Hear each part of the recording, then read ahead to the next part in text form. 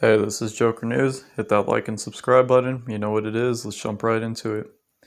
Snoop Dogg is happy that he is now the owner of his former record label, but fans may not be happy to learn that the music from their favorite artists won't be available under Snoop's leadership.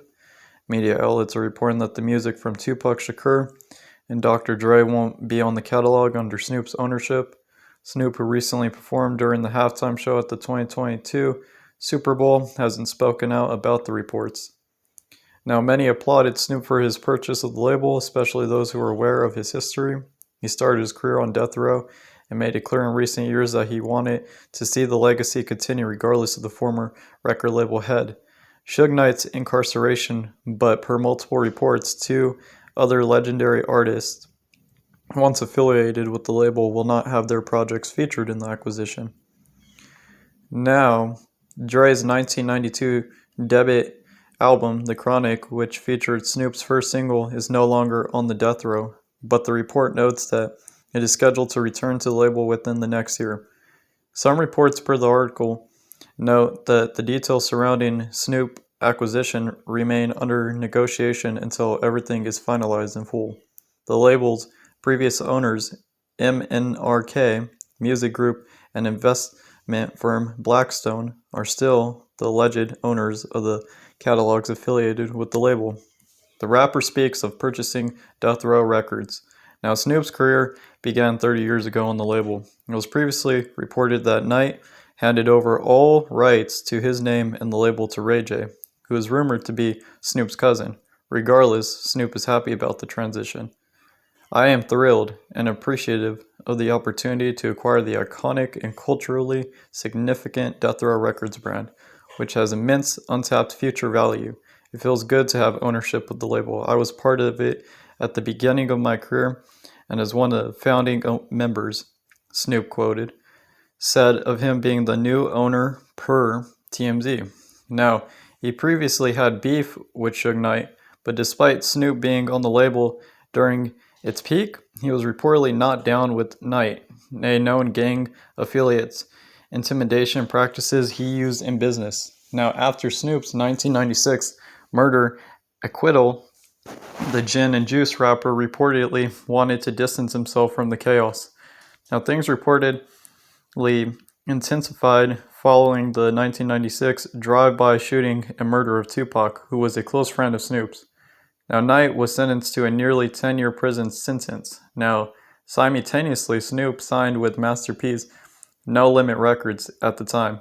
He spoke out about his negative experiences on death row, which Knight did not appreciate, And then by this time at 2013, Knight and Snoop reconciled. And Snoop told Vlad TV that the same year of how he was able to end his feud with Knight, it was never that he hated me. I just think he was disappointed that he couldn't control me. When you got a record label and you got artists, I've done this before. You really want control of that artist, but some artists deserve their own control in their own lane, and you've got to give it to them. And that was what Snoop quoted. Now, despite their beef, Snoop Dogg says the Notorious B.I.G. was hurt when Tupac Shakur died. And the Notorious B.I.G. and Tupac Shakur's beef will go down in history as the most ruthless and dangerous rivalry in hip-hop. Now, the two talented lyricists started out as friends before an unfortunate incident led to a full-blown war between two coasts despite unfortunate incidents that led to a full-blown war between two coasts. Now, despite B.I.G. being heartbroken to learn of Shakur's murder, Shakur's close friend and former label mate, Snoop Dogg, recently revealed a conversation between him and Biggie that took place in the aftermath of Shakur's death.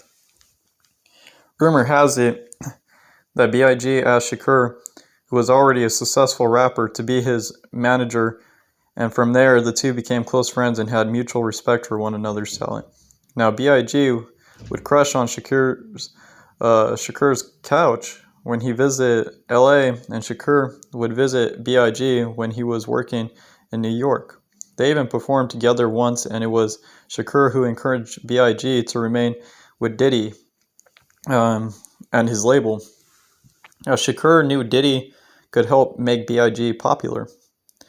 Now, Shakur was shot in New York studio 1994 and accused B.I.G. of being involved, which B.I.G. denied. Now, the two spoke about one another in the media and released diss tracks about each other, with Shakur famously alleging he'd been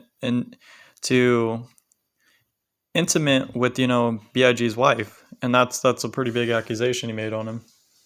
And so Shakur signing to Death Row Records in 1995 only intensified their beef, creating a rivalry between Bad Boy Record and Death Row Record, having two coasts feuding. Now, Snoop Dogg says the Notorious B.I.G. was hurt by Tupac Shakur's death, and Shakur was gunned down in a drive-by, by shooting in Las Vegas in September 1996. Unfortunately, he and B.I.G. never had the chance to patch things up. Never making peace with one another is something that Snoop says severely impacted B.I.G. and Snoop had, the chance to talk to B.I.G. after Shakur's killing and spoke about their conversation in a recent chat with Fat Man Snoop's Instagram talk show. And, he and B.I.G. looked me in the eyes, and he said that, you know what I'm saying? He said that Tupac is dead, but I can look in his eyes and I could see that he hurt. He didn't even have to say it. I could see that he hurt behind Tupac being dead. And Snoop explained this is not a man that's happy or glamorized. This is his friend that's dead. They had a misunderstanding and he could never get no justice for his emotions, but he's showing me his emotions. And he explained to me how much he loved Tupac. And so B.I.G. returned to California 6 months after Shakur's death, despite the looming threat over his life from diehard West Coast fans of Shakur's.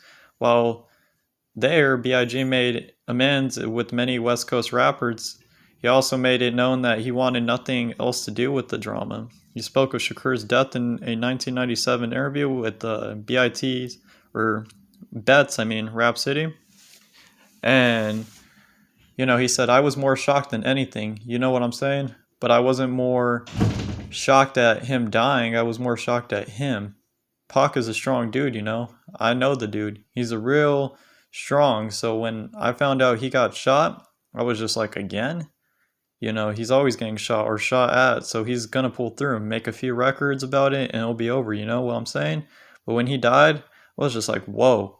Even though we was going through our drama, I would never wish death on nobody because ain't no coming back from that. So it kind of turned me down a little bit. And sadly, B.I.G. would meet the same fate as Shakur when he too was gunned down in a drive-by shooting in March 1997. Shakur and B.I.G. were 25 and 24 years old when they died respectively. This is just big news. So, this is some recent news I got for you. But, hey, just stay in tune. Hit that like and subscribe. Show the love over here. Let's build this YouTube family. And I'm going to keep you posted up on some better vids. I'll see you later.